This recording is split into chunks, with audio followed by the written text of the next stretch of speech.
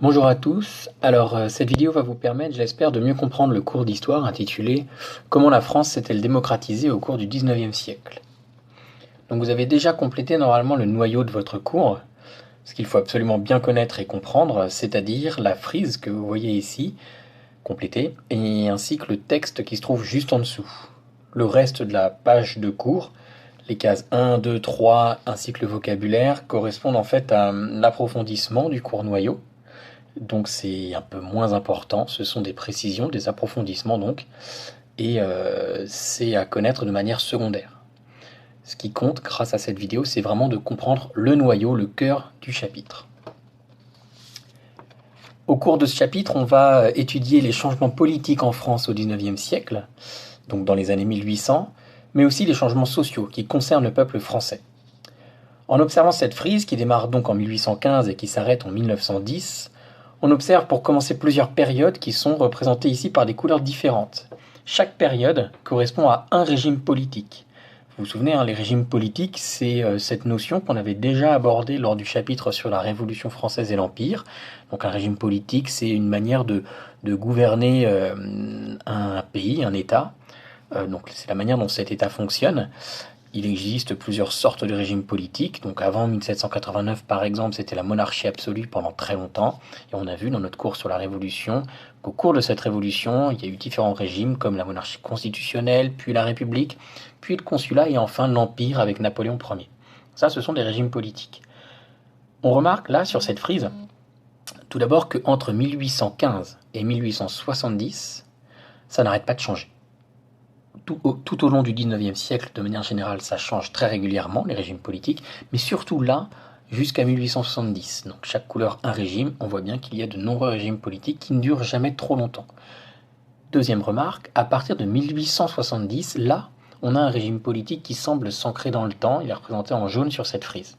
Le point de départ de ce cours, c'est donc l'année 1815. Pour bien se remettre un petit peu dans ce qu'il se passe en 1815, on est obligé de revenir un petit peu en arrière.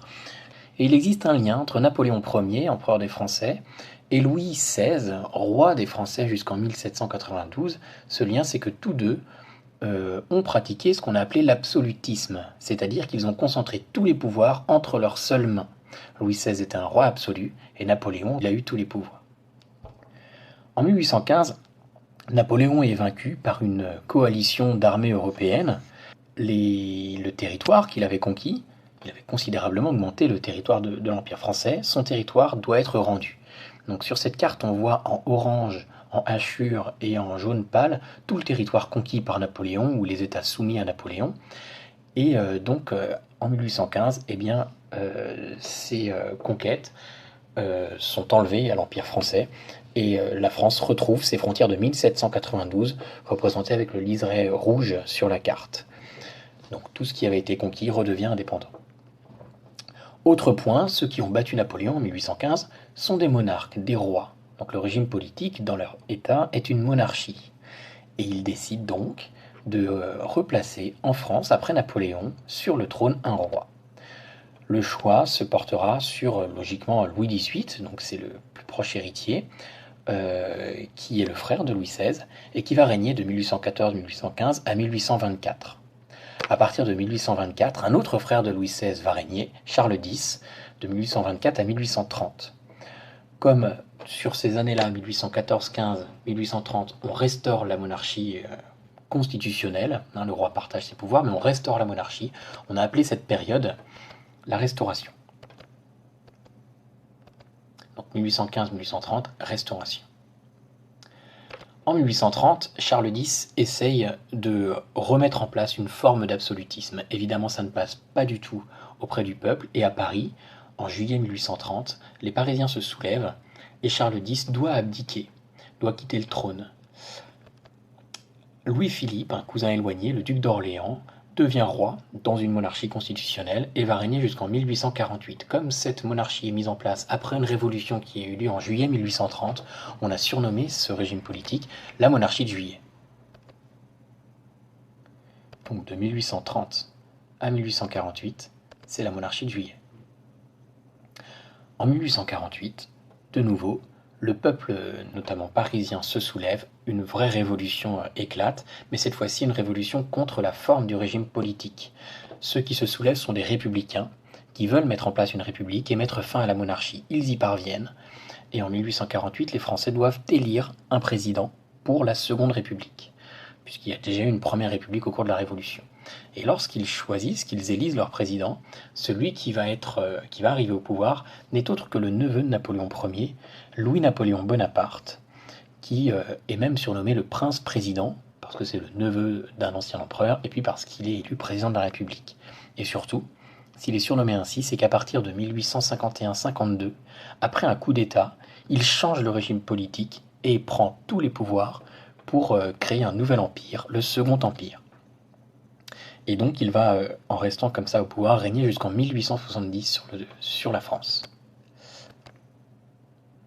Donc dans un premier temps, 1848-51, date de son coup d'État, c'est la Deuxième République, avec Louis-Napoléon Bonaparte comme président, et à partir de 51, il fait un coup d'État, à 1 an de la fin de son mandat, pour mettre en place le Second Empire jusqu'en 1870.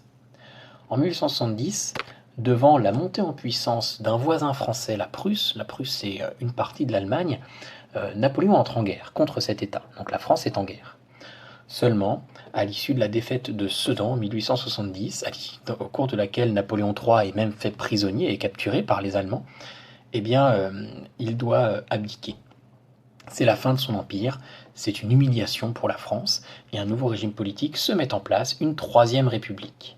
Cette Troisième République, dans un premier temps, a beaucoup de mal à se faire accepter par tous les Français, et pourtant, on le voit sur la frise, c'est le régime politique qui, au XIXe siècle, va finir par s'imposer dans la durée.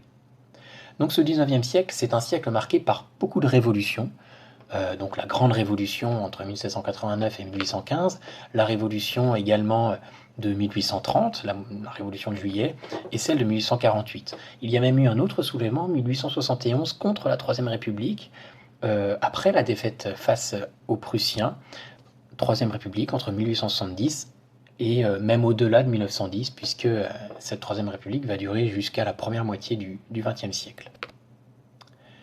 Finalement, durant près d'un siècle, la France essaye de trouver un régime politique stable. Elle adopte enfin et définitivement la République, mais au prix de quelques révolutions et de beaucoup de divisions. Donc, ces révolutions, ce sont la Grande Révolution, la Révolution de 1830, la Révolution de 1848, et aussi on aurait pu ajouter celle de 1871, la Commune de Paris. En plus de cela, au XIXe siècle, en France, le droit de vote se transforme. Avant 1848, seuls pouvaient voter ceux qui payaient un impôt, le cens. On dit que le suffrage, le vote était censitaire. Dans la pratique, seuls les plus riches pouvaient donc voter. À partir de 1848, le suffrage devient universel et masculin. Ça veut dire que tous les hommes majeurs peuvent voter, pas les femmes. La Troisième République, qui est proclamée en 1870, veut rassembler les citoyens autour de valeurs et de symboles. Je vous l'ai expliqué, elle a du mal à s'ancrer au départ. Elle a du mal à se faire accepter par tous les Français. Donc elle va essayer de le faire autour de valeurs et de symboles, de lois fortes notamment, comme les lois Ferry de 1881 et 1882, qui rendent l'école gratuite, obligatoire et laïque. Au cours grâce plutôt à ces lois, les Français à l'école vont apprendre que la Troisième République, c'est le régime politique qu'il leur faut, et c'est le seul régime politique aussi qui va former les Français, peut-être aussi, pour qu'ils récupèrent les territoires perdus en 1870 face à la Prusse, que sont l'Alsace et la Lorraine, qu'ils vont apprendre la grandeur de la patrie, etc. Donc la République s'enracine dans l'école qui devient gratuite, obligatoire et laïque. Mais la République doit faire face à de violentes contestations. Toujours, comme lors de l'affaire Dreyfus, entre 1894 et 1906, on reviendra plus tard sur cette affaire, donc je ne détaille pas, mais elle a fragilisé la République. Et enfin, une autre loi qui va ancrer cette République, c'est la loi de 1905 sur la séparation des églises et de l'État, qui fait triompher la laïcité.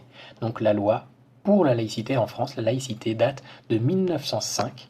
À partir de ce moment-là, toutes les religions sont tolérées en France, mais surtout, il n'y a plus une religion officielle très liée à l'État. L'État et l'Église sont séparés.